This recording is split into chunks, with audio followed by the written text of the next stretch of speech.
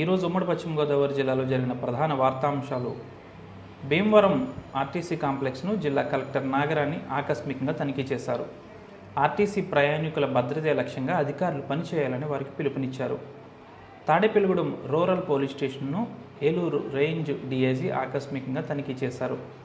పలు రికార్డులను ఆయన పరిశీలించారు. పోలీస్ స్టేషన్కు వచ్చే ఫిర్యాదుదారుల పట్ల గౌరవంగా వ్యవహరించాలని పోలీస్ స్టేషన్లో ఉన్న సిబ్బందికి సూచించారు. పాలకొల్లు నియోజకవర్గంలో పలు అభివృద్ధి కార్యక్రమాలకు మంత్రి నిమ్మల రామానాయుడు శంకుస్థాపన చేశారు.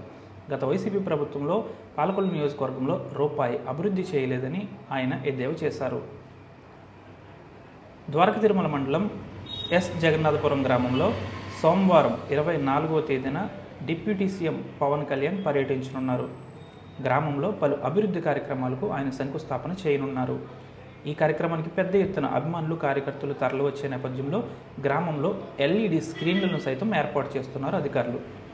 భూముల రీసర్వేకి సంబంధించి మరొక ఏడాది ఉండగా దానిని 2 ఏళ్లు పొడిగించేందుకు ప్రభుత్వానికి సిఫారసు చేస్తానన్నారు ఉండి ఎమ్మెల్యే డిప్యూటీ స్పీకర్ రఘురామకృష్ణరాజు.